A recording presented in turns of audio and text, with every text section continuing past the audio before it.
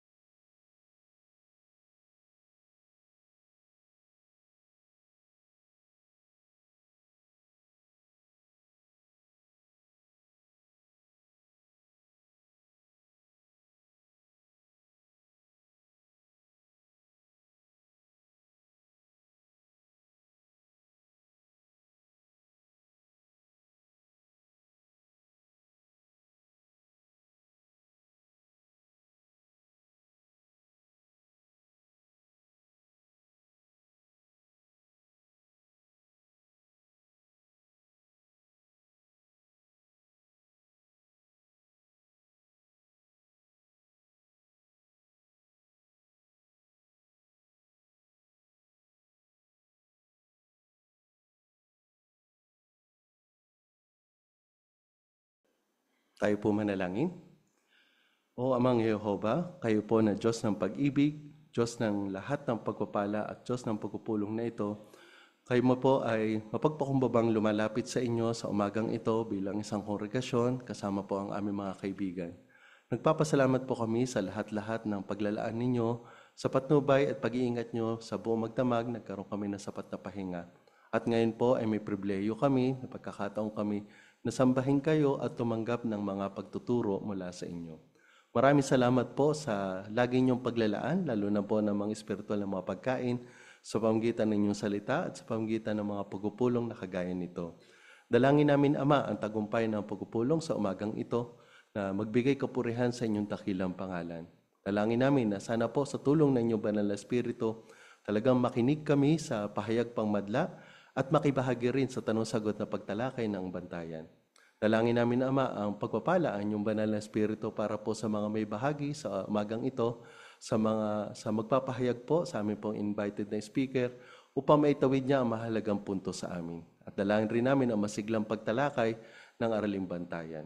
Sa mga kaibigan namin, sa mga kapatid namin na papunta na sa aming Kingdom Hall, sana po ingatan sila. At sana po ang iba pang mga kapatid sa ibang panig ng daigdig nagpupulong din o kaya na may nasa gawaing pangaral sa pagkakataong ito, dalangin namin ang pagpapala rin sa mga kapatid namin. Patawad po sa pagkakasal at pagkukulang. Ang lahat pong ito ay dinudulog namin sa inyo sa ngalan po ng aming leader, ang Panginoong Jesus. Amen. Ang ating pagpupulong sa umagang ito ay pasisimulan sa pakikinig sa isang salig sa Bibliyang pahayag. Maaari niyo pong itala ang paksa ng pahayag. Ang paksa ay kung paano magdidesisyon na aakay sa tagumpay. Ay sa ating ulitin, kung paano magdidesisyon na aakay sa tagumpay. Ang ating po invited na tagapagsalita ay mula sa Manresa Congregation. Si Brother Masanori Yamaoka. Brother Yamaoka?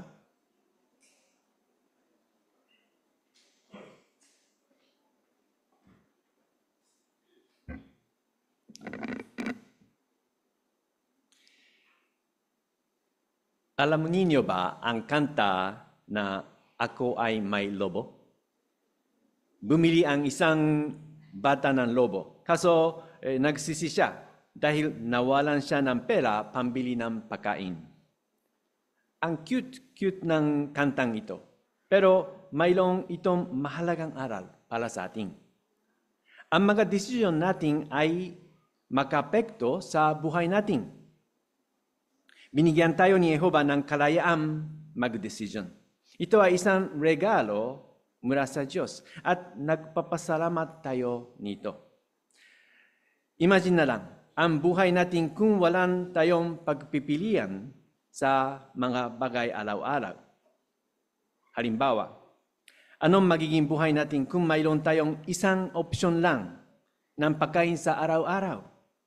Sigurado, napaka-boring din kung isang kulay lang ng damit ang dapat nating isuot at hindi pwedeng pumili ng iba-ibang kulay.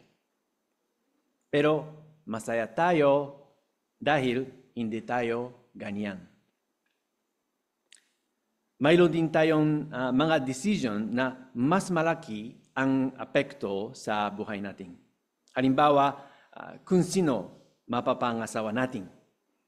Anong uri ng trabaho? At dapat nating pasukan. Magpabautismo ba ako? Ngayon, basahin natin ang Deuteronomio chapter 30, 19. Deuteronomio 30, 19. Sabi dito, saksian langit at lupa sa gagawin ninyo. Binigyan ko kayo ng pagpipilian. Buhay o kamatayan, pagpapala o sumpa. Piliin ninyo ang buhay para manatili kayong buhay, kayo at ang mga inapo ninyo. Ayon sa tekstong ito, mayroong mga desisyon na akay sa kamatayan at sumpa. Sigurado, ayaw nating ang ganitong resulta, di ba? Check na gusto natin piliin ang buhay at pagpapala. Dahil dapat nating isipin mabuti kung ang mga desisyon natin ay akay sa tagumpay. Dapat natin tandaan, ang mga desisyon natin ay hindi akay sa tagumpay sa automatic na paraan. Ano ang susi para maging matagumpay ang mga desisyon natin? Hindi natin dapat solohin ang pagdidesisyon. Sa katunayan, pwede natin tanggapin ang tulong ni Jehova. Ang isa sa mas matalino kaysa sa natin. At tulong ni Jehova, tiyak na makakapagdesisyon tayo mabuti sa anumang sitwasyon. So ngayon, tatalakay natin kung paano tayo tutulungan ni Jehova na makapagdesisyon ng tama. Binigyan tayo ni Jehova ng mga tool na tutulong sa ating na magdesisyon ng tama. Pero kailan tayo dapat gumagamit ng tool mula kay Jehova? Bago magdesisyon o pagkatapos? Well, isipin ninyo, kailan ba natin sinusukat ang tubi ng bigas kapag nagsasign? Bago o pagkatapos? Siyempre, bagong mag-sign, di ba? Kung hindi, posibleng maging masyadong malambot at matigas ang kanin at hindi ito masarap. Sa katulad na paraan, dapat tayo gumagamit ng mga tools ng tulong mula kay Jehova bago magdesisyon. Anong mga tool ang ibinigay ni Jehova sa atin? Ang unang tool ay ang salita niya, ang Biblia. Maraming kalunungan na makikita sa Biblia. Kung pag-aralan natin ang mga ito ng patiuna, mas magiging handa tayo kapag kailangan nating magdesisyon. Anong mabuting resulta makakuha tayo mula sa pag-aral ng Biblia at bulay-bulayin ito. Basahin natin ang awit 119. Awit 119, 97 and 100. Awit 119, 97 muna. Mahal na mahal ko ang kautusan mo. Binubulay-bulay ko ito buong araw. And 100 din. Mas may kaunawaan ako kaysa sa matatandang lalaki dahil sinusunod ko ang mga utos mo. Sabi dito, magiging mas matalino tayo kaysa sa matatandang lalaki. Ibig sabihin, makakuha tayo ng malaming karunungan mula sa Biblia. Napakahusay na assurance, di ba? Tatalakay natin ang paano tutulungan tayo ni Jehova sa pamamagitan ng Biblia.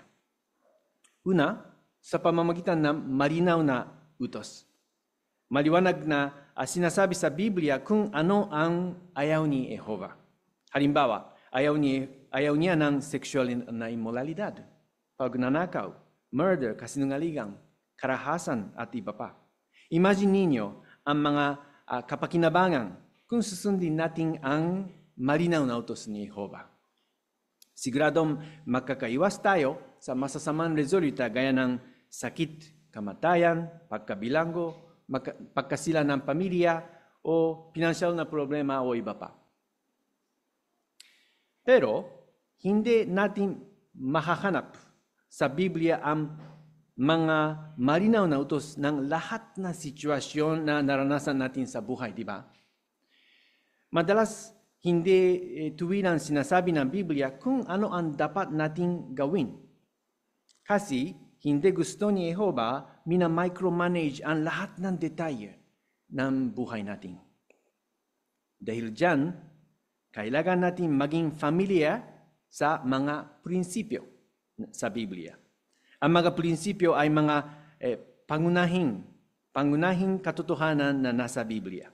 Ibig sabihin, ang mga prinsipyo ay mahuhusay na basis sa mga desisyon natin. Halimbawa, kung sinabi ng magulang sa anak niya, kumain ka ng gulay. Ito ay utos, hindi prinsipyo. Pero sa mga may edad na, hindi na kailangan ganitong utos, di ba? Kundi, tiyakin mo na healthy diet. Kalaniwan na, sapat na ang ganitong paraan para sa may gulang na tao at may mabuting kalusugan, di ba? Dahil mature na sila na pangangatuwiran, mayroong kakayahan sila na pumili ng pagkain sa balas na paraan sa pamamagitan ng mga prinsipyo. Halimbawa, kailangan natin mag-isip muna bagong tanggapin ang social na invitation para sa gathering ng isang kaibigan o sa school o trabaho. Hindi natin basta-basta tinatanggap ang lahat ng invitation. Dapat suriin muna natin mabuti at bulay-bulayin ang mga prinsipyo na makakatulong sa ating na makagawa ng mga tamang desisyon. At saka, matututo din tayo mula sa mga halimbawa inisulat sa Biblia. Ngayon, basahin natin ang unang Korinto 10:11. Pakisuyo sa unang Korinto 10:11.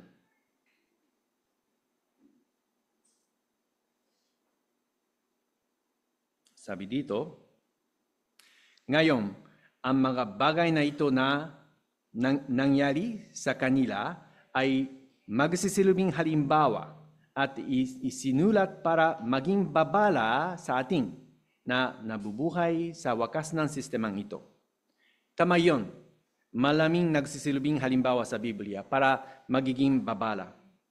Halimbawa, kilala ninyo ba si Dina, isang anak na babae ni Jacob? Nakita natin ang napakalungkot ng resulta ng pakikisama ng mga tao hindi sumasamba kay Jehovah. Sa pamamagitan ng pagbasa ng kwento ni Dena at pagbulay-bulay ang anong nangyari sa kanya at sa pamilya niya, pwede natin maging tunguhin ang ating mag-isip muna bagong tumanggap ng invitation sa social na gathering. At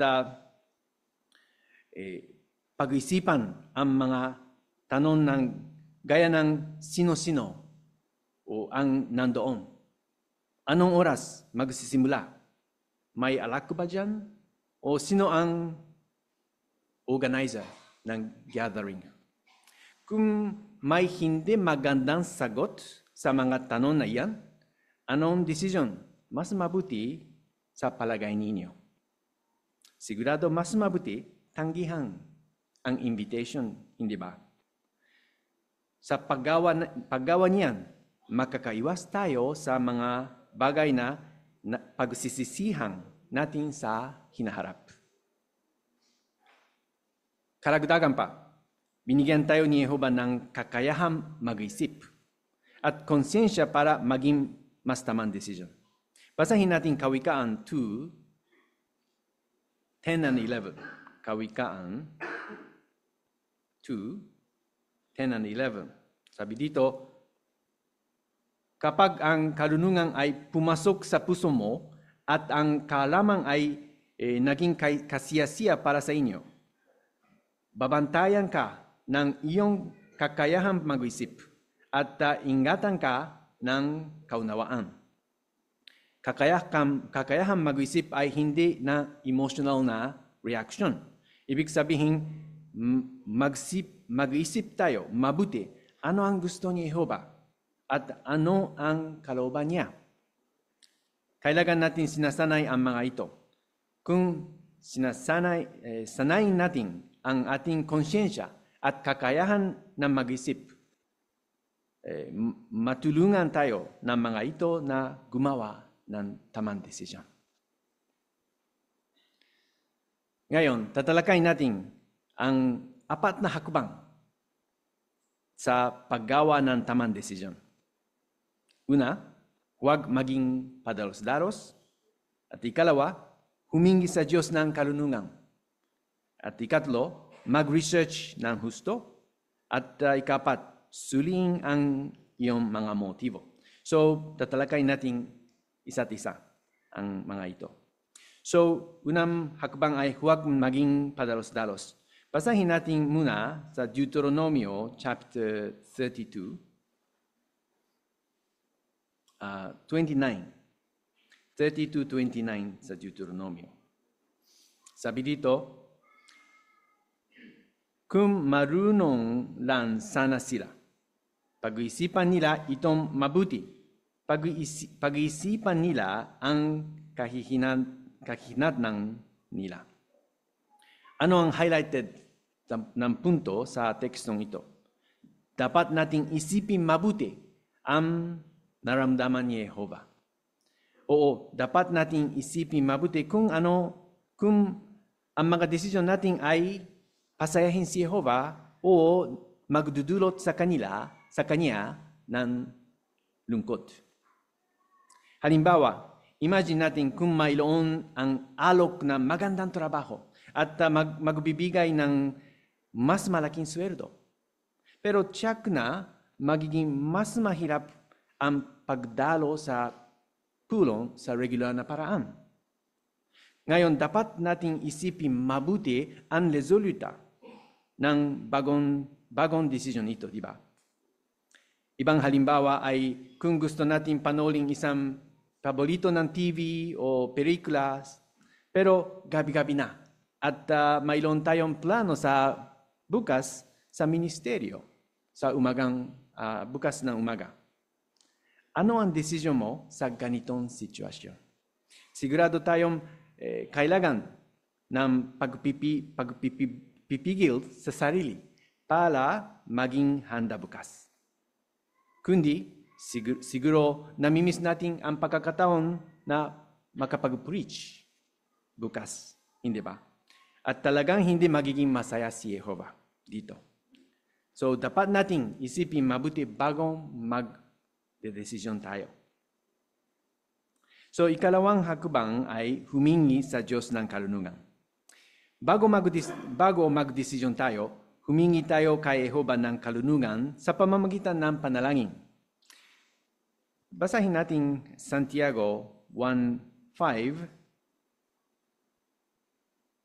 Makikita natin anong sinabi tungkol dito. Santiago 1:5. Sabi dito, kaya kung ang sinuman sa inyo ay kulang sa karunungan, patuloy siyang humingi sa Diyos dahil sagana siyang magbibigay sa lahat at hindi nandulusta at bibigyan niyon sa Kanya. So tamang ito, di ba? Tayo ay kulang sa karunungan in one way or another. Kaya umasa kay Jehova kapag gumawa ng desisyon. Tutulungan niya ang makita natin ang mga prinsipyo sa Biblia at kung paano masusunod ang mga ito. So anong gagawin natin pagkatapos ng manalangin kay Jehova para sa karunungan? So ikatlong punto, mag-research ng husto. Para sa maging matagumpay sa decision natin, kailangan natin kinokonsulta ang Biblia, ang mga research tool at mga publication sa congregation Kristiyano.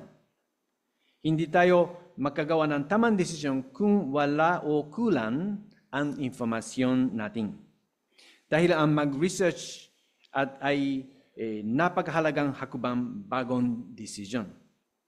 Mahalaga ito kapag kailangan natin mag-desisyon kung lilipat ng trabaho o tirahan o kapag pipili tayo ng edukasyon na makakasapota sa ministeryo natin.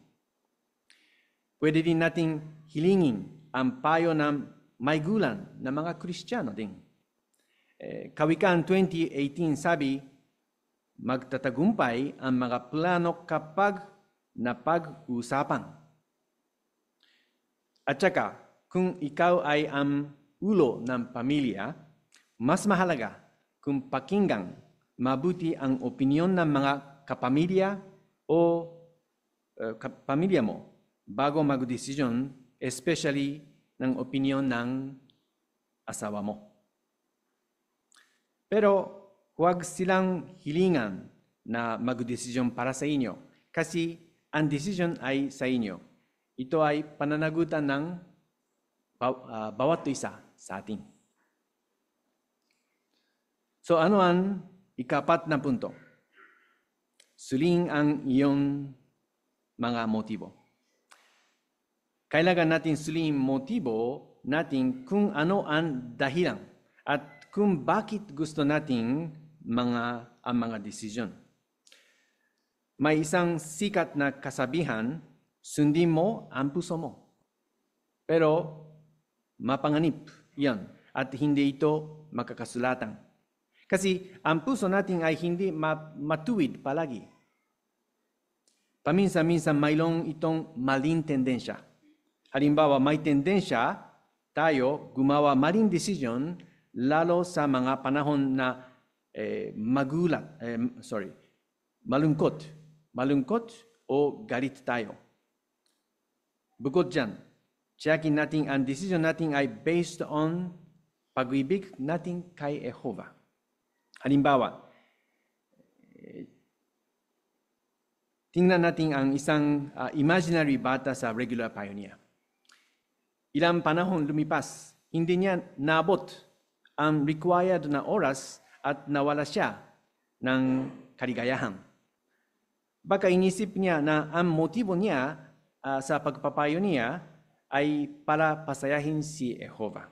Pero posible, kayang ang pinakadahilan niya ay para pasayahin ang mga magulang niya. So, ano ang punto dito? Kung tiyakin natin ang mga motibo natin sa paggawa ay pala kay Jehova, maiwasan natin ang pagsisisi dahil sa maling desisyon. Pagkatapos, sundin natin ang mga apat na hakbang na ito. Ibig sabihin, isipin mabuti, unang hakbang. Ikalawa, manalangin kay Jehova para sa kalunungan at nag-research tayo tungkol dito at suriin natin ang motibo iyon. Motibo natin. Anong dapat gagawin natin? Huwag magpaliban tayo, kundi mag-decision tayo agad. Ayaw nating maging half-hearted. Kung malinaw na ito, ang dapat gawin natin, magde-decision tayo agad. Pero, hindi pa tapos, di ba? Mag-decision ay ang pasimula sa lahat. Kung nakapag-decision ka na, sikaping may sakatuparan ito. Ito ay gaya ng mountain climbing. Kapag nag-decision tayo, umakyat sa bundok, dapat tayo magsimula ng first step para sa maabot sa tuktok. Pagkatapos, isa't isa ng hakbang dapat tayo tuloy-tuloy, dapat tayo move ahead sa tunguhin natin. Hindi tayo sumuko o tumigil sa gitna ng daan. Siyempre, hindi madali ito palagi. Kasi makaproblema tayo kahit na tama ang maging desisyon natin. Pero dapat tayo maging determinado para matuloy tayo hanggang makita natin ang magandang resulta ng desisyon natin. Kung nararamdaman natin hindi tayo matuloy, dapat tayo manalangin kay Jehova. Ngayon, basahin natin ang napakagandang scripture mula sa Filipos 2:13. Basahin natin ito, Filipos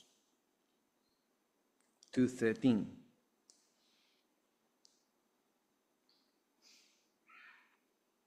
Sabi dito, dahil pinasisigla kayo ng Diyos at ibinibigay sa inyo ang pagnanais at lakas para kumilos kayo ayon sa kagustuhan niya.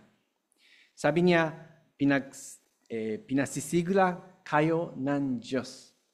Ibig sabihin, makatulong ni Jehova tayo para may sakatuparan ang decision natin. Halimbawa, kung magpayunia tayo, dapat natin mabot ang kahilingan ng oras sa taon, di ba? Pero anong reaksyon natin kung mayroong di inasahan ng bagay nangyari sa taon? Parang hindi kaya sa maabot sa kahilingan ng oras. Ngayon, susuko ba tayo agad? Baka sabi niya, hindi kaya ko sa taong ito. Kapag bagong pagsisikap, sana hindi ganito. Sa pamamagitan ng tulong ni Jehova at pagsisikap na mismo, sana pwede tayong mag-recover mula sa mga nawalat oras at maranasan natin mula sa maligaya mula sa pagpapayo niya. Ikalawang Korinto 8:11 sabi, kaya tapusin na ninyo ang sinimulan ninyo. Medyo mas madali sinisimulan ang bagong bagay kasi excited na tayo. Pero hindi madali tapusin ang sinimulan natin palagi, di ba? Pero tiyak na ibinigay ni Jehova tayo ng lakas na loob para magawa ito. Kaya napakahalaga, tiyakin natin saan ang mga focus natin. Kapag makaproblema tayo, hindi tayo mag-focus sa mga ito, kundi mag-focus tayo sa gusto natin gawin ang tunguhin natin. Pero dapat tayo realistic at flexible. Ibig sabihin, kung minsan baka kailangan nating baguhin ang decision natin. Kung nakikita natin ito, hindi realistic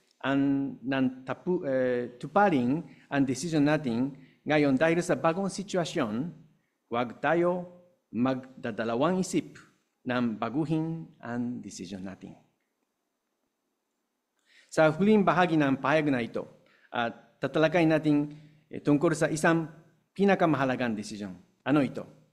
Ito ay ang desisyon kung aakay natin ang buhay natin kay Jehova. Kung iaalay natin ang buhay natin kay Jehova. Sabi ni Jesus na Mateo 16:24, kung gusto ng isa na sumunod sa akin, dapat niyang itakwil ang kanyang sarili. Ito ay ang angkop na paliwanag tungkol sa iaalay natin mismo kay Jehova dahil posibleng kasama dito ang pagtanggi sa personal na mga kagustuhan, ambisyon o ginhawa para paglilingkod kay Jehova. Kaya naman, ang desisyon sa pagkabautismo ay dapat huwag tayong magmadali. Bago na magpabautismo tayo, dapat nating kukwentahin ang gastusin wika nga. Huwag tayong pagdalos-dalos. Humingi tayo ng kalunungan kay Jehova at suriin natin ang motibo natin. Kasabay nito, huwag din patagalin ang desisyon nating magpabautismo. Baka mayroon tayo ng pag-alala kung manatili tayo tapat, kung magkaproblema o may mga hamon sa buhay natin. Siyempre, ayaw nating nabigo ng pangako natin. Pero huwag tayong mag-alala. Kasi Santiago 4:8 sabi, lumapit kayo sa Diyos at lalapit siya sa inyo. Ibig sabihin, tutulungan tayo ni Jehova para maging matagumpay sa ipinangako natin sa Kanya. Kung isa ka ng nakaalay na lingkod ni Jehova, manindigan sa inyo desisyon na paglingkuran siya. Kailangan natin patuloy na mamuhay ayon sa pag-aalay natin sa pamamagitan ng tapat na paglilingkod sa Diyos. Kaya pwede nating itanong, kumusta ang pagsulong ng espiritualidad ko mula sa nabautismohan ako? Bagong puso pa rin ba akong naglilingkod kay Jehova? Regular ba akong nananalangin? Nagbabasa ng Biblia? Dumadalo sa mga pulong at nakikibahagi sa ministeryo? O nabawasan na ang pakikibahagi sa spiritual na mga gawain ito? Tandaan natin, sigurado tayo umasa sa tulong ni Jehova kapag napapaharap tayo sa mga problema dahil gumagawa tayo ng kalooban niya kasama buong buhay natin. So ano ang matutuhan natin mula sa pahayag na ito? Ibigay ni Jehova ang kalayaan magdesisyon sa atin. Dahil gusto niya tayo maging maligaya at mag-enjoy ng iba't ibang bagay sa buhay natin. Pero hindi ang lahat na decision akay sa maligaya sa automatic na paraan. Kailangan nating inaasahan kay Jehova bago mag-desisyon. Manalangin tayo kay Jehova para sa kalunungan mula sa Biblia. Kung nakapag-desisyon tayo na sikaping may sakatuparan ito, mula sa tamang motibo, pwede natin magpabautismo at maging matagumpay. Kaya naman, sa pamamagitan ng mga matalino desisyon natin, sana pwede natin lahat akay sa tagumpay. Bukod dyan, sa pamamagitan ng tulong at kabaitan ni Jehova, sana pwede natin manatili maligaya mapakailanman.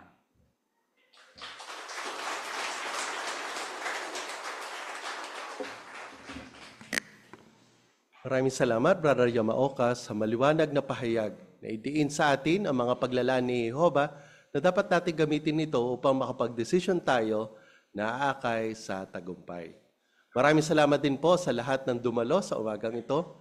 Ini-invite muli namin kayo sa next week sa ganito ring oras upang muli makapakinig ng isang salig sa Bibliyang pahayag. Ang pagpupulong natin ay magpapatuloy sa tanong-sagot na pagtalakay sa isang article sa Magazine Bantayan at pangunahan tayo ni Brother Danilo Calso.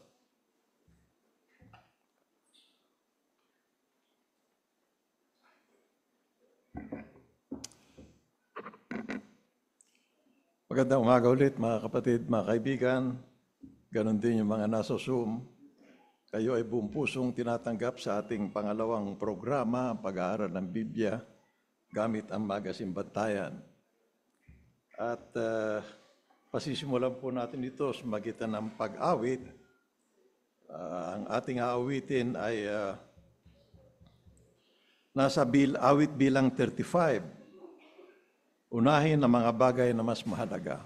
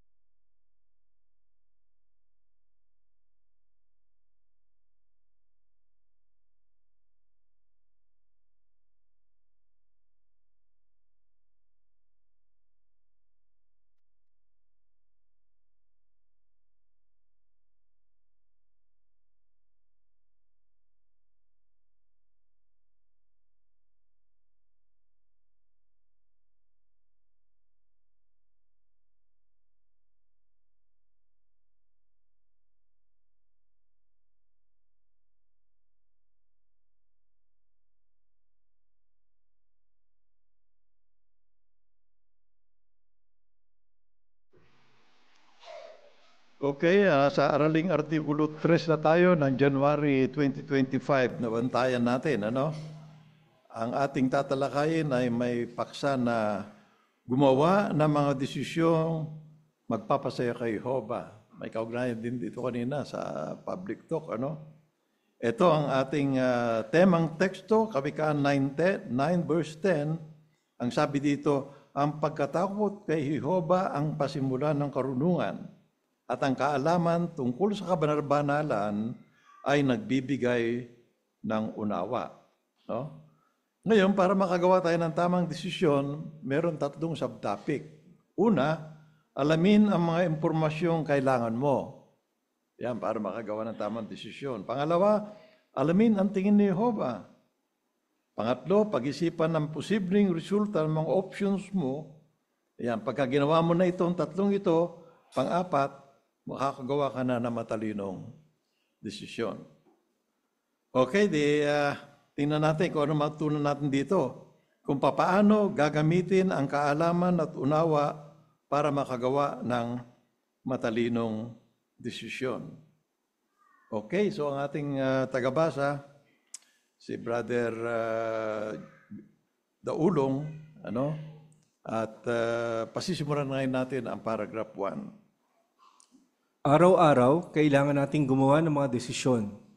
May ilan na madali lang gawin, gaya ng pagdedesisyon kung ano ang almusal natin o kung anong oras tayo matutulog. Pero may ilang bagay na mahirap pagdesisyonan. Kasi baka may epekto iyon sa kalusugan natin, kaligayahan, mga kapamilya o sa kaugnayan natin kay Jehova. Gusto nating makagawa ng mga desisyon na makakabuti sa atin at sa pamilya natin. Pero higit sa lahat, gusto nating magpasaya kay Jehova ang mga desisyon natin. Anong mahirap na bagay ang kailangan nating gawin araw-araw? Ano? Okay, si Gab, pakinggan mo natin si Gab. Ang paggawa po ng desisyon araw-araw, dahil hindi lang po tayo ang maaapektuhan, kundi ang ating pamilya at pati na po Diyos na Jehovah. Okay, so, yan So, sabihin, ano ang pinakamahirap na desisyon na maaring mapaharap sa atin, ano? May mga madali, may mahirap no? Brother Easy? May mga desisyon tayo na parang instinct na lang. Hindi na natin kailangan pang pag-isipan pa. Yung kakainin natin, oras na matutulog, o iba pong mga maliliit na bagay. Pero kung ito ay makakaapekto daw sa ating kalusugan, pamilya, o kaugnayan kay Jehova, baka kailangan tayong umupo, mag-isip, o kaya gumugol ng mahabang panahon para pag-isipan yun. Yun, tama. So, tingnan natin. Anong kailangan natin gawin kung gano'n, para makagawa ng tamang desisyon dito tayo sa 2. Malamang na makagawa ka ng matalinong desisyon kung una, aalamin mo ang mga impormasyong kailangan mo. Ikalawa, aalamin mo kung ano ang tingin dito ni Jehova. At ikatlo, pag-iisipan mo ang mga posibleng resulta ng mga opsyon mo. Tatalakayin sa artikulong ito kung paano natin magagawa ang tatlong bagay na iyan. Tutulungan din tayo nito na sanayin ang kakayahan nating umunawa. Anong mga kailangan mong gawin para makagawa ng matalinong desisyon?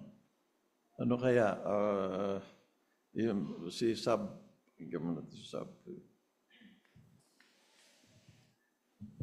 Una, dapat nating alamin ang mga impormasyong kailangan. Ikalawa, dapat natin alamin kung ano ang tingin ni Jehova. Ikatlo, kailangan pag-isipan natin ang magiging resulta ng opinyon natin. Sa ganitong paraan, matutulungan tayo na sanayin ang ating kakayahang umunawa. Yan, okay, good. So, tatlong bagay, tingnan natin ito.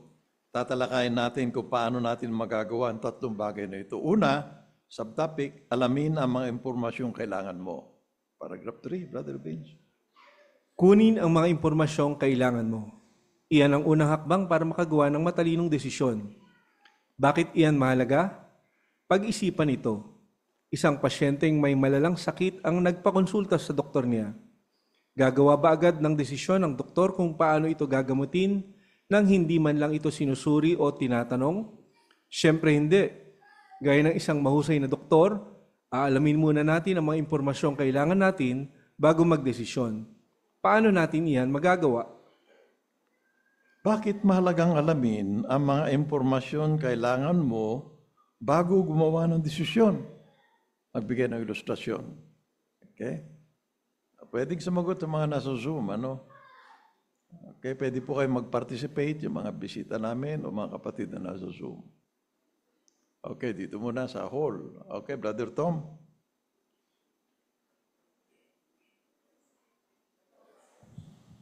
Mahalaga nga po yung impormasyon o makakagawa ka ng matalinong desisyon kung alamin mo yung impormasyon. Halimbawa po, kapag tayo ay nagpapatingin sa doktor, hindi naman kaagad gagawa ang doktor na, halimbawa, magre-reseta ng doktor o kung ano sasabihin. Hindi, kailangan mo nang tanungin yung pasyente para siya makapagbigay ng tamang reseta kung gamot.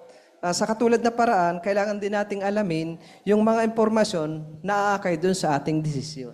Ayun, tama, Tingnan natin ngayon. Paano natin magagawa ito? Paragraph 4. Kadalasan na makukuha mo ang kailangan mong impormasyon kung magtatanong ka. Halimbawa, inimbitahan ka sa isang gathering. Dadalo ka ba? Kung hindi mo kilala kung sino ang nag-organisa sa gathering na iyon o hindi mo alam kung ano ang mga gagawin doon, dapat mong itanong saan at kailan gagawin ang gathering. Gaano karami ang pupunta? Sino ang mangangasiwa? Sino-sino ang pupunta? Ano ang mga gawain doon? May alak ba doon? Tutulong ang mga tanong na ito sa iyo para makagawa ka ng matalinong desisyon. Okay, tingnan muna natin. Basahin muna natin Kawikaan 18 verse 13 naman. Si Sister Daulong naman, please.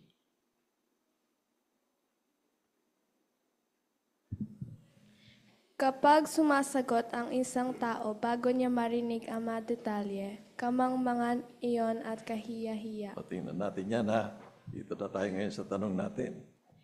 Gaya ng prinsipyo sa Kawikaan 18 verse 13, anong pwede mong gawin para malaman ang mga impormasyon kailangan mo?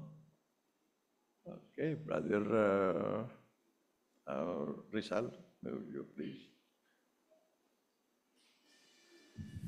Base doon sa binasang teksto, sabi ron ay kamangmangan, iyon at kahiya-hiya. Ibig sabihin, ano ba, naiyahan ka. Sabi mo agad, sige, punta ako. Ayun, kamangmangan yun. Bakit? Kasi, pansin natin, yung gathering, dapat alam mo kung ano ang meron doon.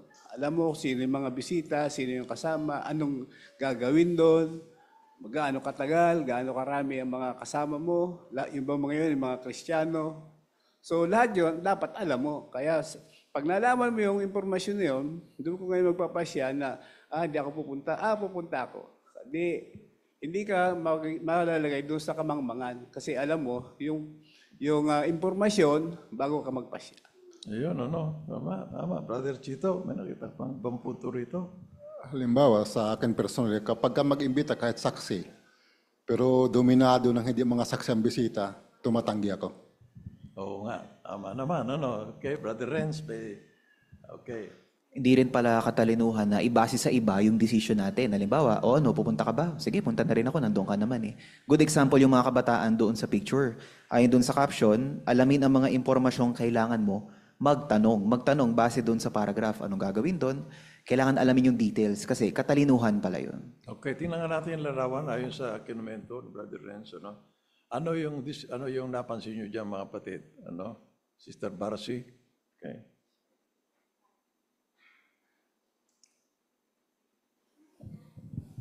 Sa picture po, makikita sa 4 na kabataan na nag-uusap ang tungkol sa na-invite sila sa isang gathering o pagtitipon na ang pagtitipong iyon baka selebrasyon ng makasanlibutan na doon may malalaswang mga pagawi o kaya may inuman.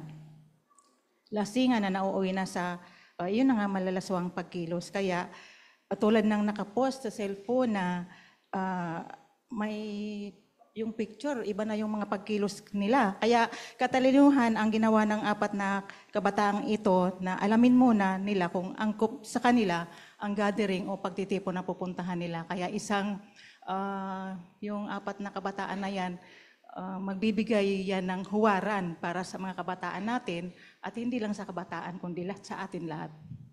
So bago sila gumawa ng desisyon, ano yung ginawa nila? Marahil, paulit-ulit pa. Ano ginawa? Yes, si Kay naman, please.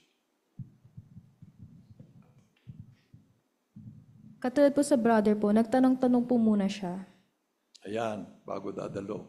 Siguro kung hindi dadalo, hindi na siya magtatanong. Hindi naman siya dadalo. Ganun yun.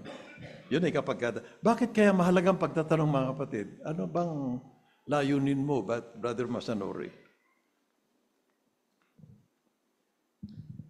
Sa pamamagitan ng makuha ng malinaw na information tungkol sa bagay, so kailangan nating iwasan ang assuming siguro it's okay o walang problema, kundi dapat nating sulihin o itanong ang mga bagay so maging mas malinaw ng information na makakuha tayo. Okay, Brother Jay. Kasi yung pagtatanong, meron tong kaakibat na kaugnayan doon sa relasyon natin kay Jehovah. Kaya kung maganda ay kung ang pagtatanong mo ay may kaakibat na ano kaya ang tingin ni Jehovah tungkol dito, at least gumagana yung bagay na yun para makagawa ka ng tamang desisyon. Yan, okay, good. So tingnan natin. Halimbawa, nakuha mo na lahat yung impormasyon na yun. Ano dapat mong gawin pa? Sige, susunod. Kapag nakuha mo na ang informasyon kailangan mo, pag-isipang mabuti ang mga pwedeng mangyari. Paano kung malaman mo na may mga pupunta na hindi sumusunod sa pamantayan ni Jehovah, o kaya naman may alak doon pero wala kayong mga kasamang nigulan?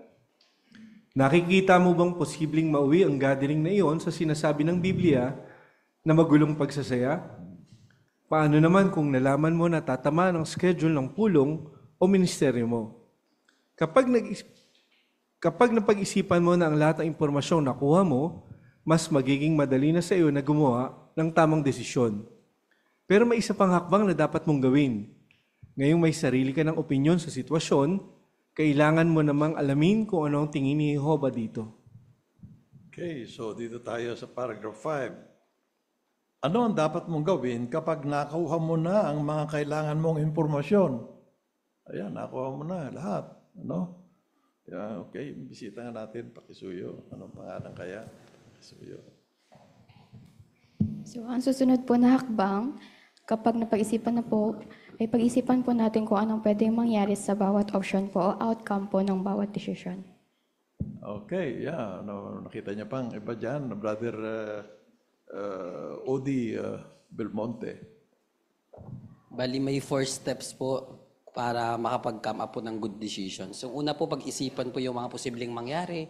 Halimbawa po, kung sumusunod ba yung mga tao dun sa standard ni Jehovah, may alak ba dun? Kasi may epekto kasi sa atin yung mga yun eh.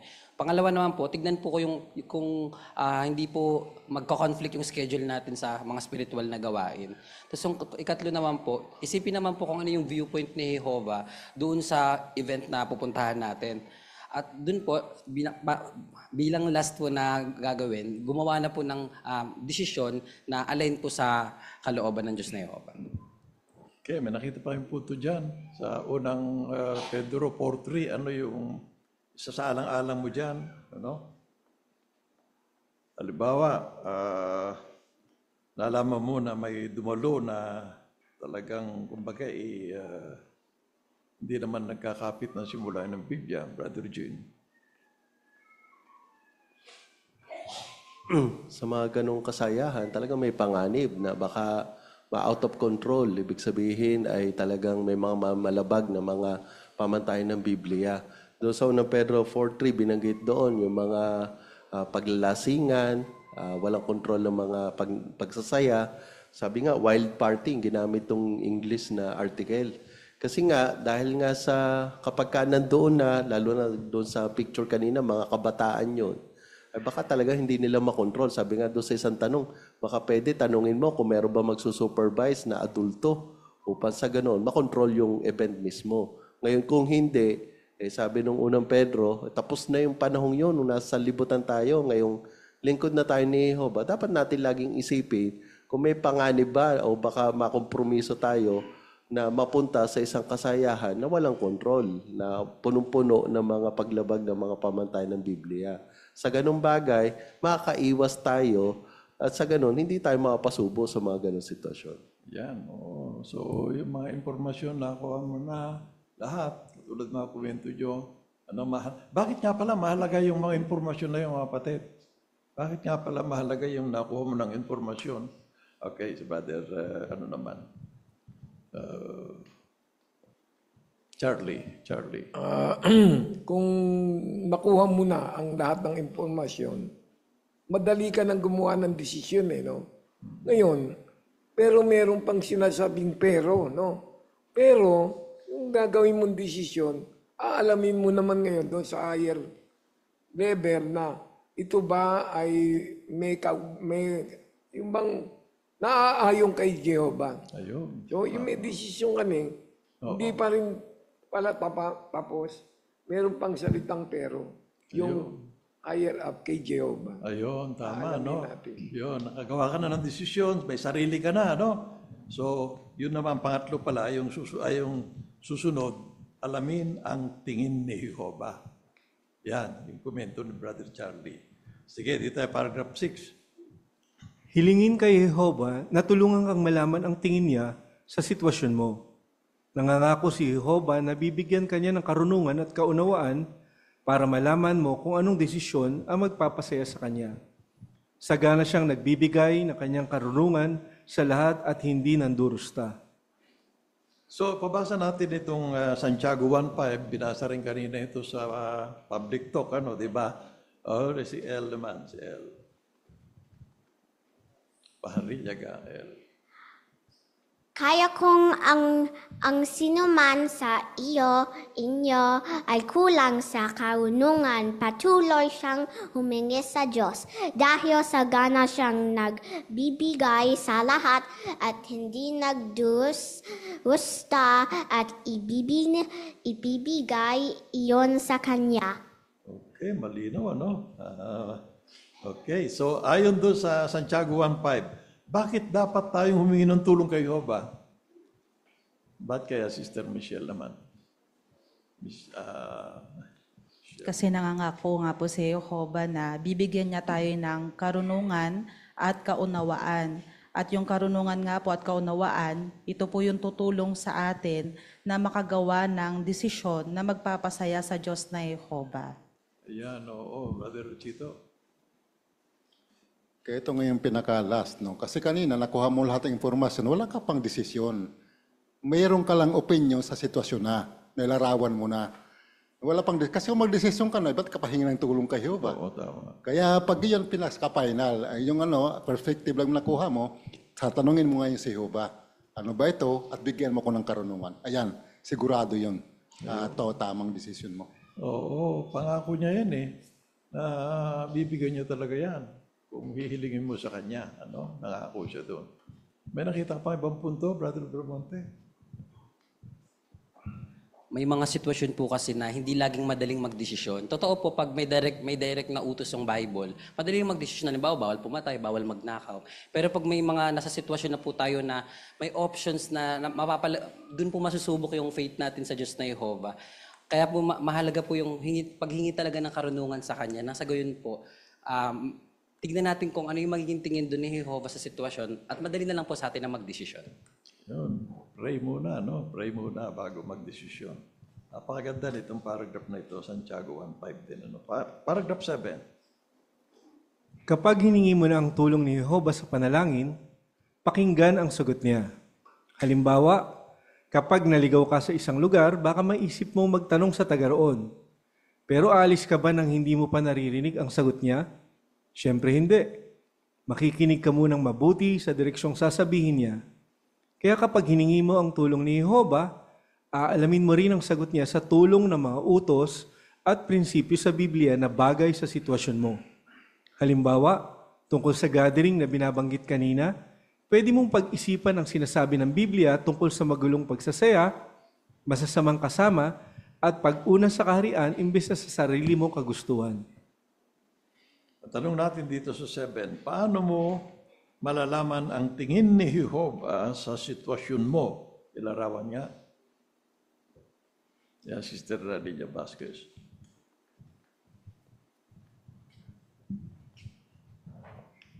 Maganda po yung sinabi, pakinggan ang sagot. So maganda rin yung halimbawa niya rito. Kapag naliligaw ka, siyempre ang gagawin mo, magtatanong ka doon sa taga-roon mismo. Kapag sumagot yung taga-roon, dapat makinig ka mabuti para hindi ka maligaw. Ganon din pala, kapag nakikinig tayo sa Diyos na Jehovah, kapag humingi tayo ng tulong sa Kanya, tignan naman natin yung sagot niya sa tulong din ng mga utos at prinsipyo ng Biblia. Halimbawa nga po, yung kanina binanggit, yung pagkakaroon ng masamang kasama. Mayroong simulain yung unang Korinto 15:33. Sabi doon, ang masamang kasama ay sumisira ng magandang ugali. So yung prinsipyo na yun, kung pag-iisipan mo, hindi ka maliligaw. Ayun, ganda ng prinsipyo na yun, Okay, so lipatan na natin ng paragraph 8. Pero minsan, kailangan mo ng tulong ng iba para malaman ang kaisipan ni Jehovah.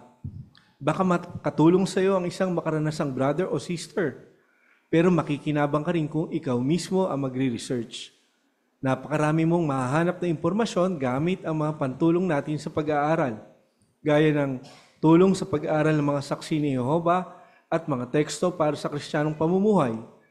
Tandaan ang goal mo, ang makagawa ng desisyong magpapasaya kay Jehova.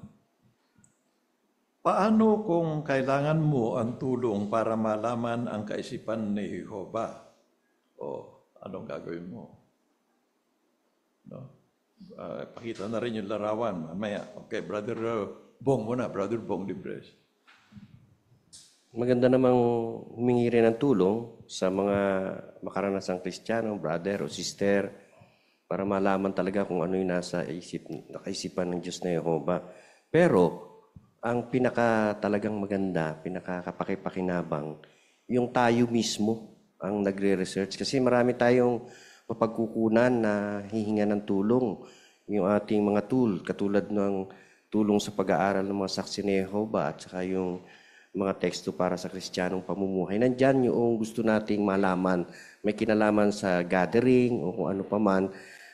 Tayo mismo ang mag-research kasi mas marami diyang mga payo na pwedeng pakinabangan natin na malaman yung kaisipan ng Diyos na Jehova. Okay, pakita natin yung larawan ha. Nakatanggap siya ng imbitasyon. Anong ginawa niya? No? Ayun sa comment, Brother... Renz Umali. Ayon sa footnote nung caption ng larawan, nag-research ang isang brother bago magpasya kung pupunta siya sa gathering. So ang research tool na ginamit niya yung Enjoy Life sa lesson 35, kung paano makakagawa ng tamang desisyon. So doon din sa paragraph, may magandang reference tayo, yung mga teksto para sa Kristiyanong pamumuhay. Sa ilalim ng subtitulong desisyon, halos kumpleto na yung mga nakalatag na tanong doon. Halimbawa, bakit magandang pag-isipan ang posibleng maging epekto ng isang desisyon? Tapos may mga nakalatag na simulain teksto, bulay-bulayin natin. Okay. Sister Lia, may nakita pa kayo pang punto rito.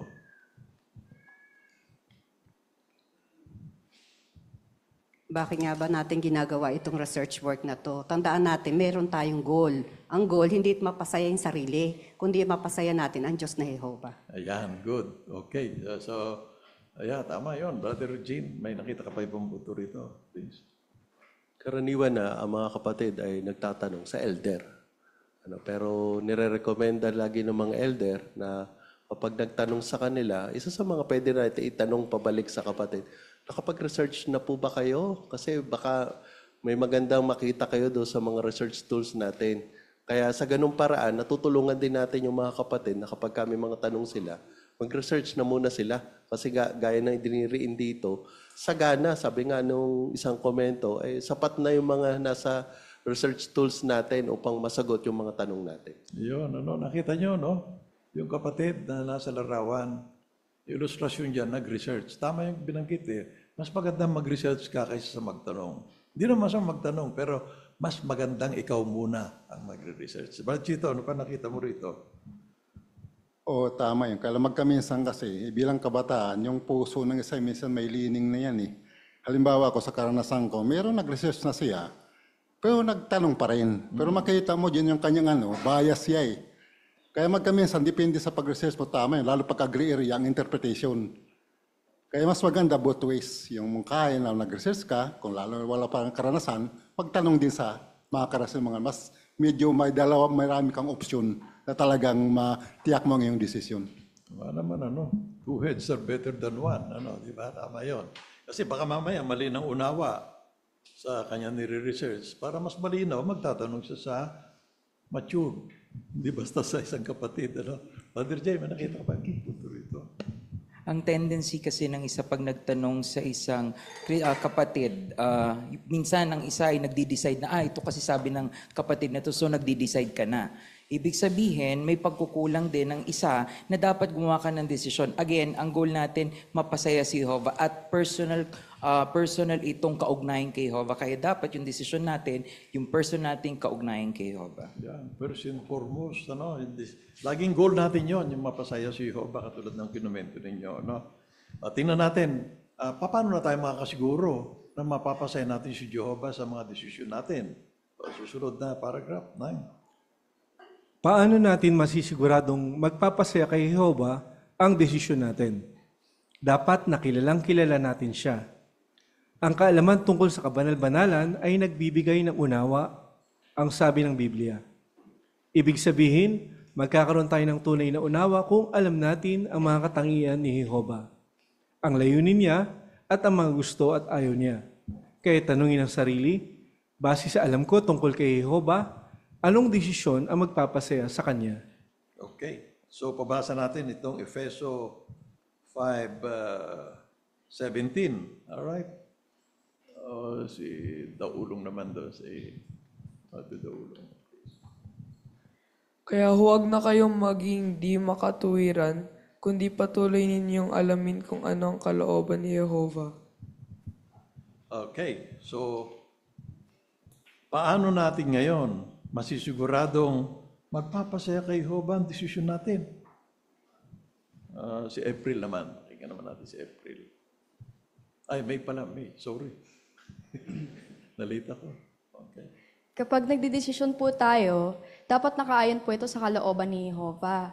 Kaya para magawa po ito, kailangan natin na sundin yung nasa Efeso 5:17 na patuloy na kilalanin si Jehova. Kapag ginawa po natin ito, magiging kilala natin siya. Malalaman po natin yung mga katangian niya, layunin at ayaw at gusto niya. At kapag alam na po natin ito, may ayon na natin ang desisyon sa kung ano ang magpapasaya kay Jehova. Yun, brother. Ganda ng komento rin, Brother Roy ba? Roy naman. Sige, si Roy.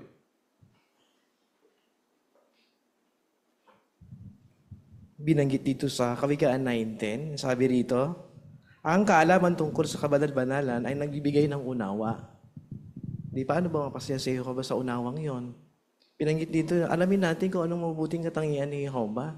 Kasi kapag kaunawa, kasi kapag may kaalaman, karunungan, may kabaitan at kahinahunan. So ibig sabihin, kapag ipakita natin yung karunungan, mabuting katangian ang resulta nito na mapapasaya sa Jehova. At sigurado, yung walang paltos yun. Hindi kailangan dito yung talino natin personal. Ugnayan kay Jehova talaga. So, okay. Brother Luis Tro? Kaya dinidinan lang ng paragraph 9, magkaroon talaga tayo ng regular na personal study. Doon sa paragraph 8, doon sa mga previous paragraphs, may tanong kasi tayo kailangan natin mag-decide. Kaya magre-research tayo. Pero yung pagre-research, hindi lang kasi may tanong na-invite kasi ako, kaya kailangan ko mag-research. Nung pinapakita lang ng paragraph 9, magkaroon talaga tayo ng regular na pag-aaral na kung saan ang layunin natin, makilala ng higit si Jehova upang sa ganoon makita natin mga katangian niya, mga pangmalas niya sa bagay-bagay para yung mga nagagawa nating desisyon laging kaayon ng kalooban niya. Okay. So para marunong, para gawa ka ng tamang desisyon, anong una mong gagawin para magkaroon ka ng karunungan? Kaalaman o unawa?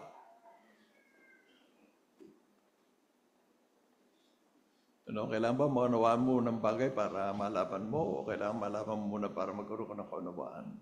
Ano dapat na una? Sister Lilia Vasquez.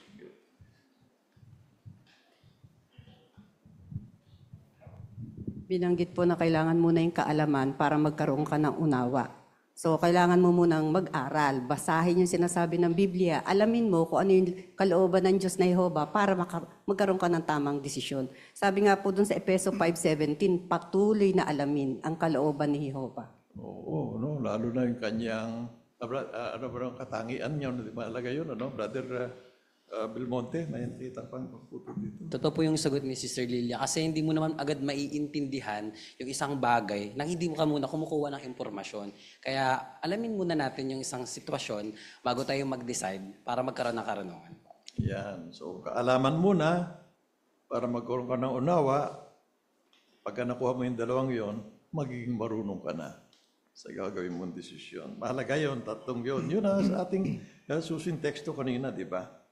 Sige, tingnan natin dito naman sa paragraph 10. Ano matunan natin dito? Minsan, baka madismaya sa atin ang mga malapit sa atin dahil pinili nating gawin ang magpapasaya kay Jehova. Halimbawa, baka dahil sa pagmamalasakit, ipilit ng magulang sa adulto nilang anak na babae na magpakasal sa isa na may kaya o sa isa na makapagbibigay ng malaking dote.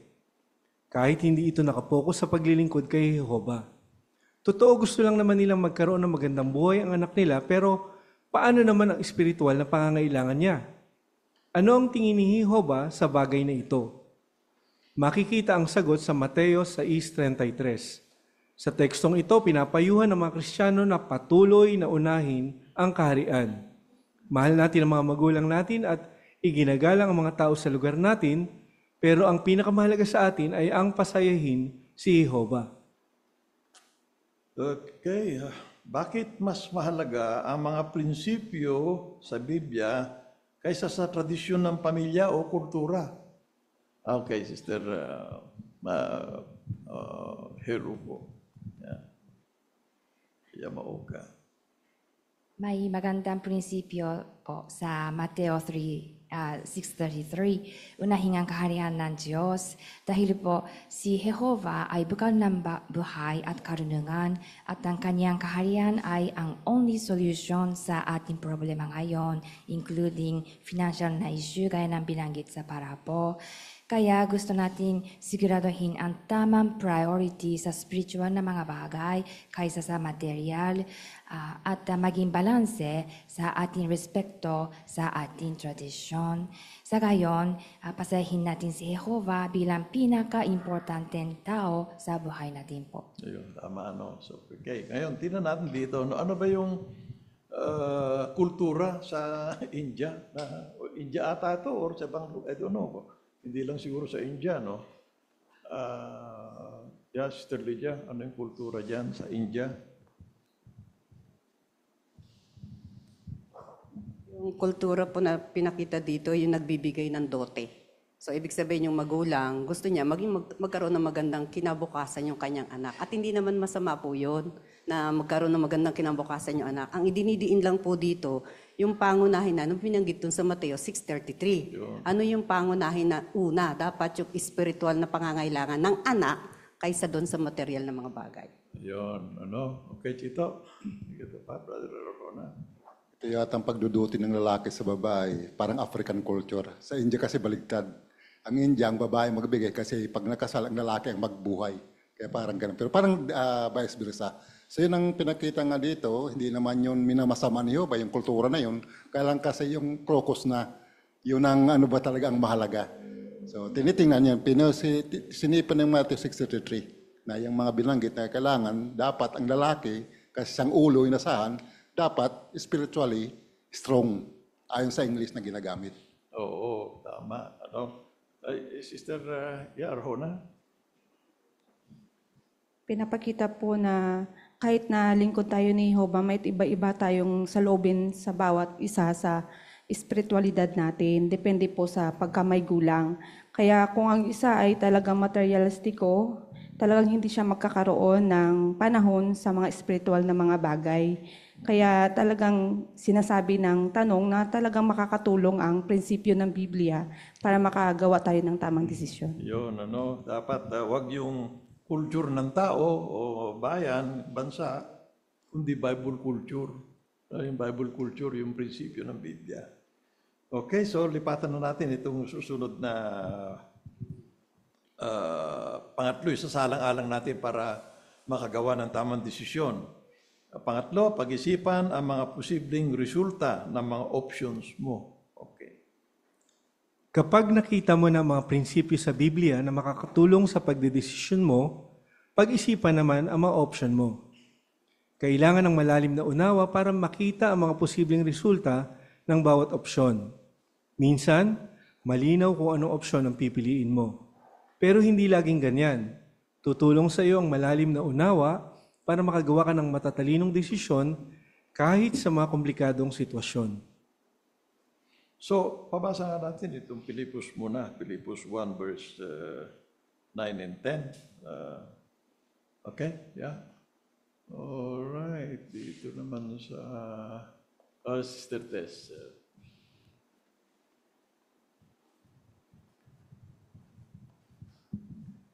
At lagi kong ipinapanalangin na patuloy na sumagana ang inyong pag-ibig kasama ang tumpak na kaalaman at malalim na unawa.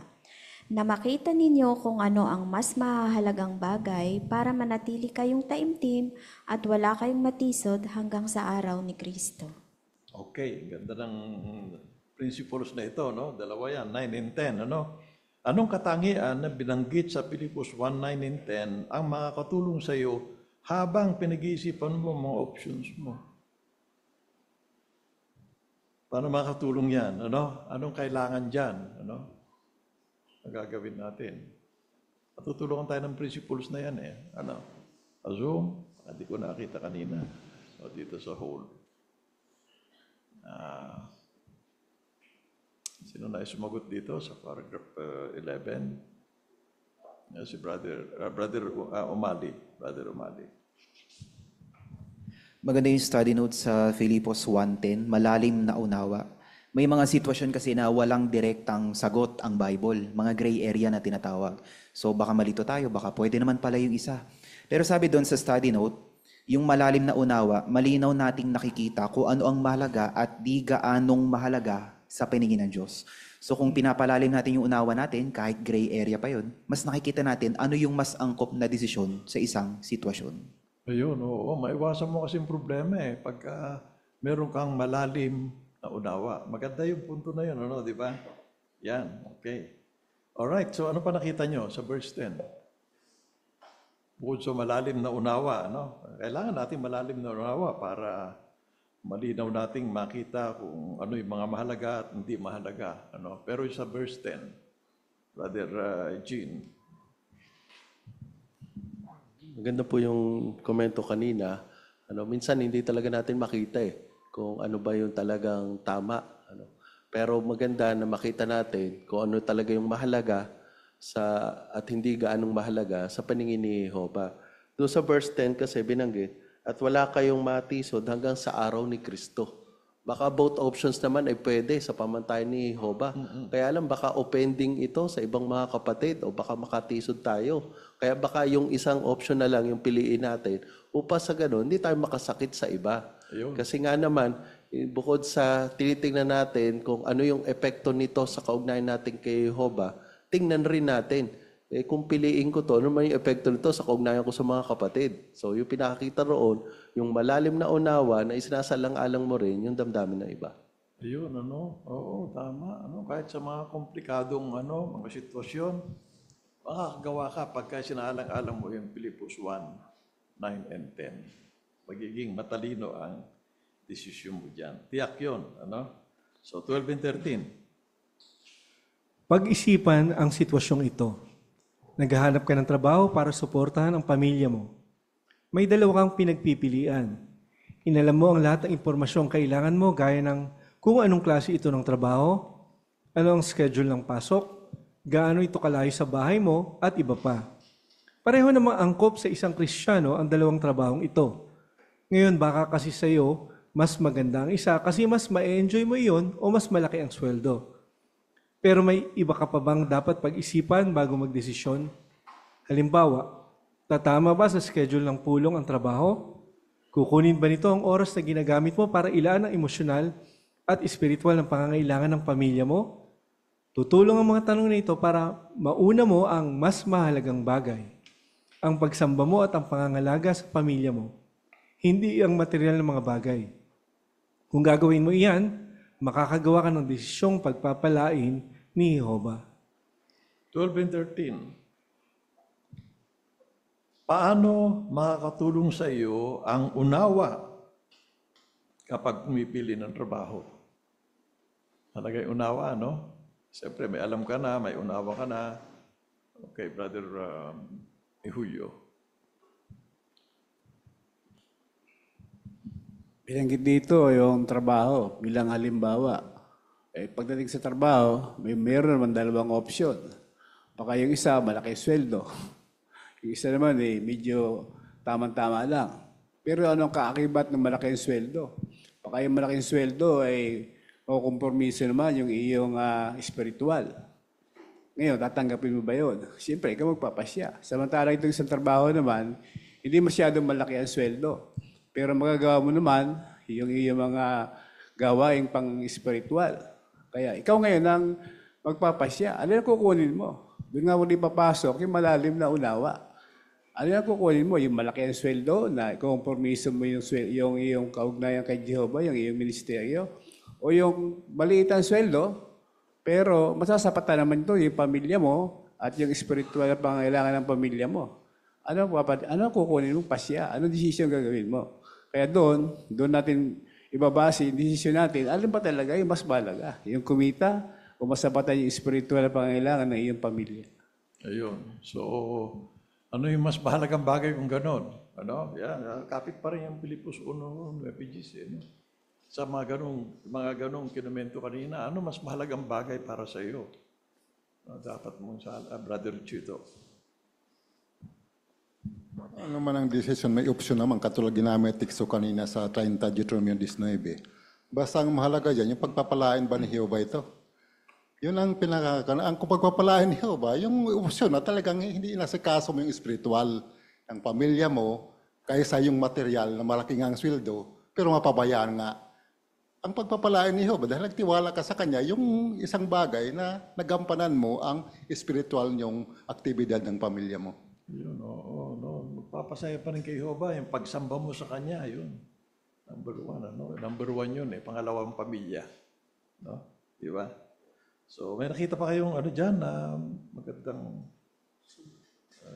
sa sub pala. Okay, CK and Priscilla, yun pa yun? Nagtataas, okay.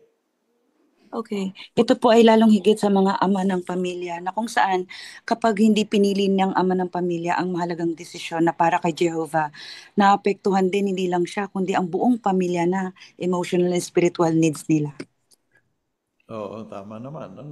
Okay, meron pang nakita ang punto dito, Brother Villavicencio.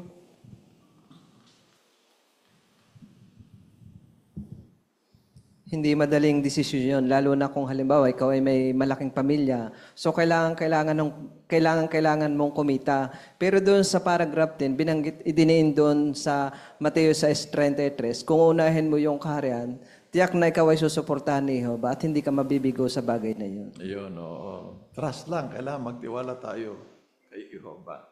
No? Paragraph 14. Kapag may unawa tayo, iisipin din natin ang mararamdaman ng iba bago tayo magdesisyon para hindi tayo makatisod.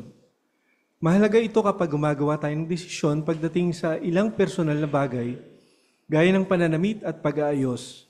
Halimbawa, baka may gusto tayong style ng pananamit o pag-aayos. Pero paano kung nakatitisod ito sa ilang kapatid o kahit pa nga sa mga hindi saksi? Kapag may unawa tayo, igagalang natin ang nararamdaman nila. Papakilusin naman tayo ng pag-ibig na unahin ang kapakanan ng iba at maging mahinhin. Tutulong ang dalawang katangian ito para makagawa tayo ng desisyong nagpapakita na mahal at nirerespeto natin ang iba. Paano makakatulong ang unawa at pag-ibig? Unawa at pag-ibig sa kapwa para hindi tayo makatisod. Brother SL.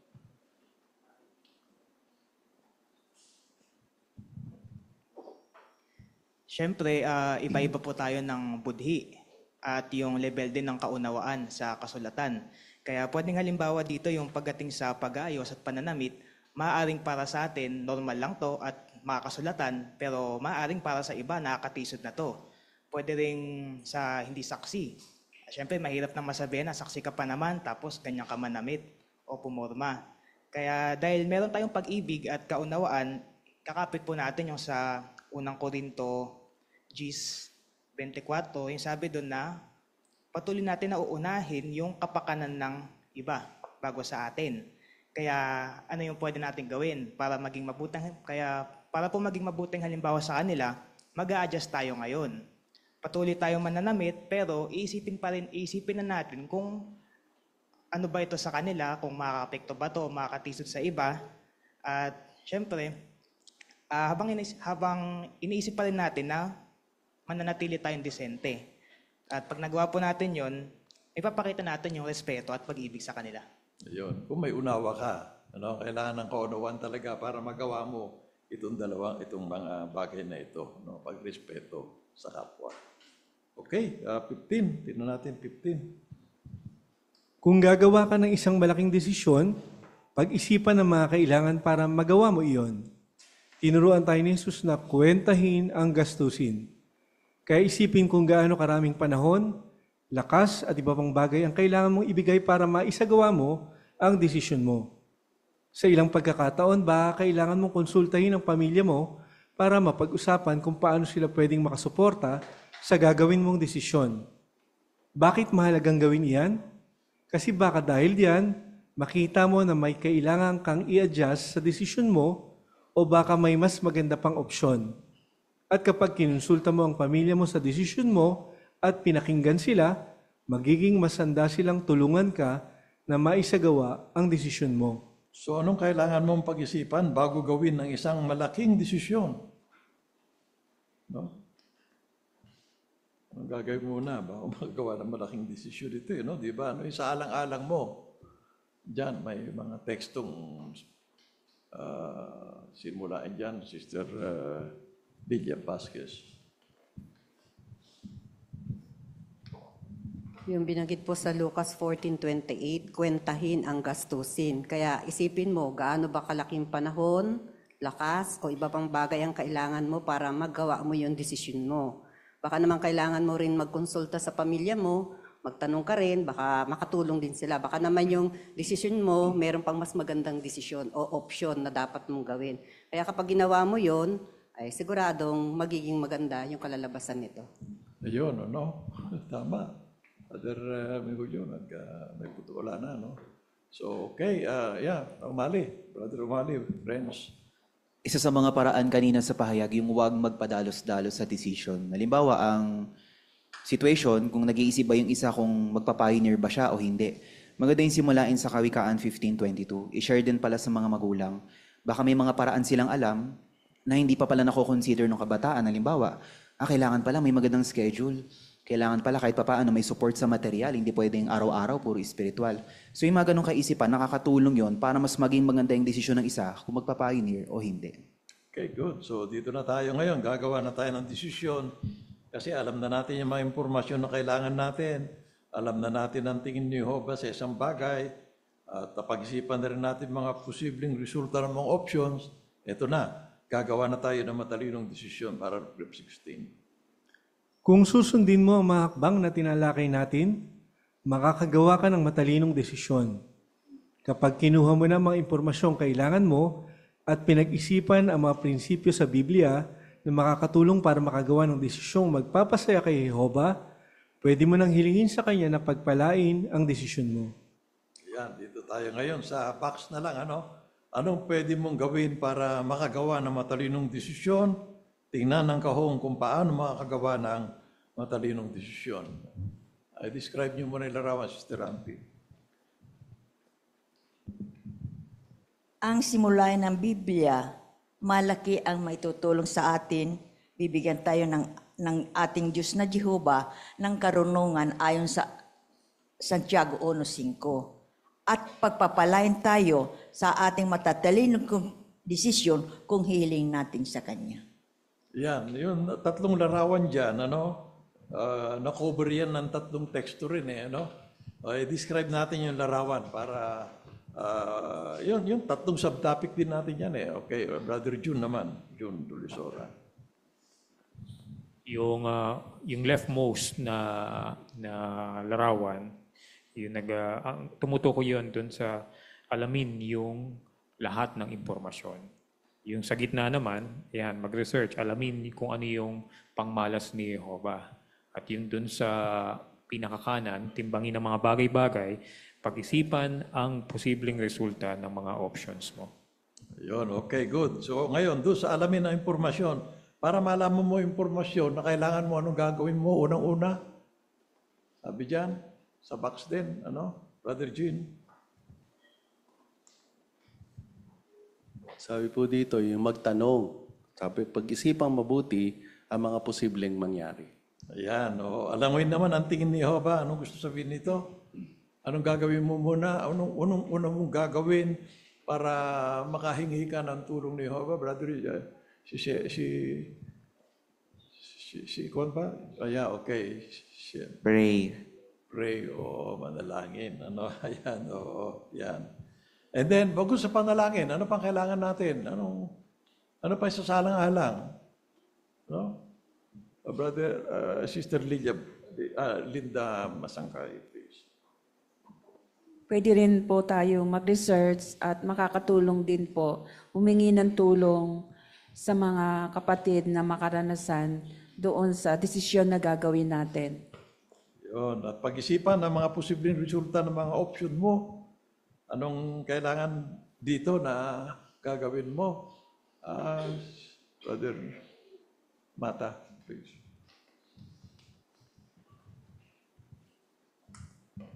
Sa diwa ng Pilipos 1:9-10, kailangan na isipin din natin kung paano ba ito nakapekto sa iba, itong gagawin natin, mga desisyon natin, at alamin din natin kung ano pa yung kailangan natin gawin para maisagawa ang mga desisyong ito. Okay, 17 na tayo. Kahit marami ka nang nagawang magandang desisyon noon, tandaan ang sekreto para laging makagawa ng tamang desisyon ay ang karunungan mula kay Jehova, hindi ang sarili mong talino o karanasan. Siya lang makapagbibigay sa atin ng tunay na kaalaman at unawa, mga bagay na kailangan para maging marunong. Matutulungan ka ni Jehova na makagawa ng mga desisyong magpapasaya sa Kanya. Okay, maraming salamat, Brother Vince Daulong, sa inyong malinaw na pagbasa. Sa huling tanong natin, ano ang sekreto sa paggawa ng magagandang desisyon? May sekreto pala yun, ano? Ano yung sekreto kaya? Or Brother Easy, Sister Sherin ba? Okay, Sherin naman, please. Huwag nga po tayong mag-rely sa sarili nating karunungan kung hindi palagi tayong aasa sa karunungan ng Diyos na Jehova. Yan, okay. So ngayon, anong kailangan gawin para maging marunong ka? Yung binanggit kanina, inuulit natin, ano? Anong unang-una munang gagawin natin para magkaroon ka ng karunungan, makagawa ng tamang desisyon? Ano yung kanina, Brother Roy? Yung unang-una dyan ay yung kaalaman. Sabihin, mga basic information, kukunin natin yan. At ang pangalawang hakbang dyan, kailangan na, kung may kaalaman tayo, kailan magamit yung kaalaman yan sa tamang paraan. Unawa, yun o insight. Yun. Pag alam sa lahat ng detalye. At pagkatapos, kung may taglay na tayo niyan, yung karunungan ngayon, yung kakayahan na magkapit ng mga simulain, may kakapit na natin sa ating buhay. At kapag ginawa na natin yung karunungan na yan, ang equals niyan, yung mga mabubuting katangian ni Jehova, makikita talaga natin yung kaisipan niya kung ano ba talaga. Yan, very good. So, tingnan natin ito, repaso natin ngayon. Paano makakatulong sa iyo ang sumusunod na mga teksto para makagawa ng matalinong desisyon? Kawikaan 18:13. Andiyan naman sa box, Lydian, please.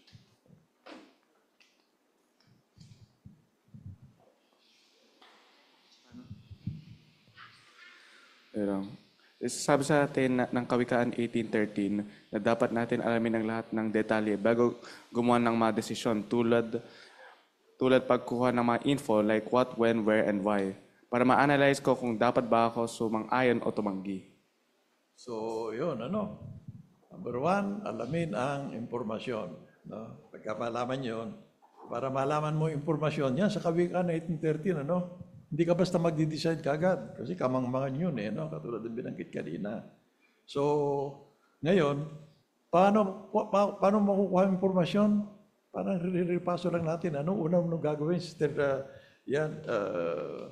Licanda, Maria Licanda, please. Kailangan po natin magtanong muna. Magtanong, oo, yan. Tapos, okay, good. Ito naman, Efeso 5:17. Anong matutunan natin dyan? Paano makakatulong itong tekstong ito para makagawa ka ng tamang desisyon? Brother S.F. Pili? Doon sa Efeso 5:17, aalamin natin kung ano ang tingin ni Jehova doon sa magiging desisyon natin. Magagawa lang natin yan sa tulong ng panalangin sa Kanya, hingi tayo ng karunungan. Pero pagka humingi tayo ng karunungan, dapat makuha rin natin yung kaunawaan. Ayan, tama. Ito, So, yan, okay, good. So, ganun pala, Pagka ginawa natin yan, dapat ang desisyon natin, ang goal natin, lagi, yun? Pagka nag-decide tayo, ano ang pangunahing first and foremost, Brother Vasquez? Kaya nag-decide tayo, laging nasa isip. Pangunahin sa atin yung mapasaya natin ng puso ni Jehovah sa mga desisyon natin. Yan, okay. So, pangatlo, no? Pilipos 1, tama. Pilipos 1, 9 and 10. Para makakatulong yung tekstong ito para makagawa tayo ng tamang desisyon. Sister Rose? Ayan, binanggit nga mismo doon sa teksto na kasama pala sa mahalagang bagay yung hindi tayo makatisod sa iba. Kaya hindi lang yung sarili natin yung iniisip natin, kundi paano naapektuhan ng iba sa ating mga desisyon na ginagawa. Ayan, no. Kailangan sa alang-alang mo rin ang damdamin ng kapatid, Yan, okay. Meron pa kayo nakita dyan? Sister Masangkay? Dito naman sa... sige, Sister Masangkay muna, okay. Yan. So tinutukoy din po ng teksto na kailangan po natin ng kaalaman at malalim na unawa. Ito po yung tutulong sa atin na magdesisyon ng tama. Halimbawa po may problema sa pamilya, material, kalusugan. So kung mayroon po tayong malalim na unawa at hihingi tayo ng tulong mula kay Jehovah, tutulungan niya na tayo para harapin yung mga problemang yon. Yan, pag-isipan natin ang posibleng resulta ng mga options natin, So, meron pa ba sa Zoom? Wala na. Okay mga kapatid, dito nagtatapos ang ating talakayan, pag-aaral ng Biblia gamit ang Magasin Bantayan, ang summary para makagawa ng tamang desisyon, hindi dyan sa box, Hindi dyan sa box, yung mga teksto nandi dyan. Pilipos, Kawikaan 18:13, Efeso 5:17, at Pilipos 1:9 and 10. Yung mga subtopic dyan, yung mga impormasyon, tawag? Alamin ang mga impormasyon sa pagitan ng pagtatanong. Alamin ang tingin ni Jehovah. Paano malalaman nito? Mananalangin muna tayo kasi nangako naman si Jehovah na bibigyan niya tayo ng karunungan kung hihingi tayo ng tulong sa Kanya. At pagkatapos yung pangatlo, pag-isipan ng mga posibleng resulta ng mga options mo. Kailangan yung options mo dito hindi makakatisod sa ating kapatid sa pananampalataya. O maging kahit sa mga hindi natin kapananampalataya, sasalang-alang din natin.